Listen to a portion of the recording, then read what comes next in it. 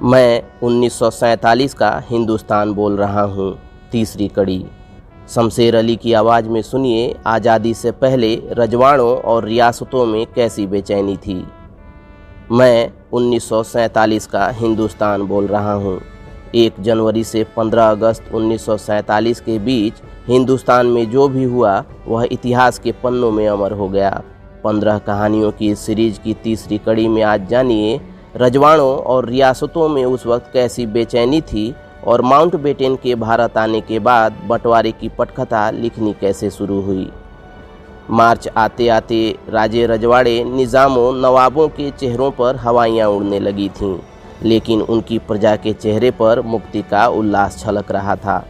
अंग्रेज अफसरों से अपनी बेहतरी की आस लगाए बैठे इनमें से कई रजवाड़ों और रियासतों के अलंबरदारों ने बंटवारे की जद्दोजहद से खुद को अलग कर रखा था।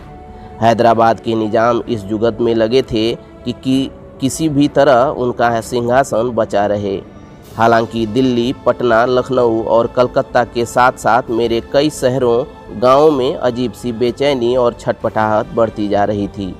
बंगाल के बाद मार्च की शुरुआत में ही बिहार दंगों की आग में जल उठा था और गांधी जी वहां पहुंच गए थे। तारीख थी 5 मार्च 1947। बापू कांग्रेसी नेताओं के रवैये से नाराज थे। वे चाहते थे कि कांग्रेसी जगह जगह हो रहे दंगों से खुद को अलग करें।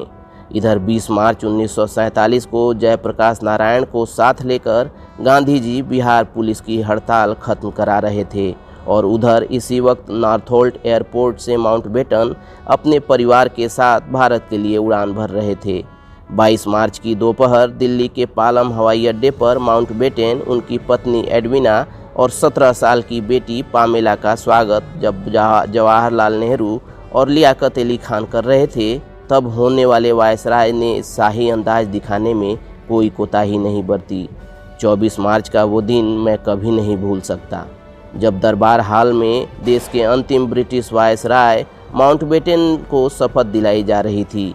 मेरी रगों में दौड़ते खून की रफ्तार उस वक्त 4 गुनी हो गई जब माउंटबेटन ने कहा, ब्रिटिश सरकार जून 1948 तक सत्ता से हट जाएगी और भारत आज़ाद हो जाएगा। शपथ ग्रहण के तुरंत बाद वायसराय हाउस में नेहरू और माउंटबेटन के बीच 3 घंटे बैठक चली। बाद में माउंटबेटन एक एक करके राष्ट्रीय आंदोलन के दूसरे नेताओं से भी मिले, मगर 31 मार्च 1947 को गांधी जी और माउंटबेटन की मुलाकात सबसे खास रही। देश दुनिया के 50 से ज़्यादा फोटोग्राफर इस लम्हे को अपने कमरे में कैद करने के लिए पहुंचे थे। इस मुलाकात में गांधी जी का पूरा जोर इसी बात पर था कि देश का बंटवारा नहीं होना चाहिए। ठीक 3 दिन बाद माउंटबेटन ने मोहम्मद अली जिन्ना से भी बातचीत की। जिन्ना ने साफ साफ कह दिया कि वे हर हाल में बंटवारा चाहते हैं, उन्हें अपना अलग देश पाकिस्तान चाहिए। अगली कड़ी।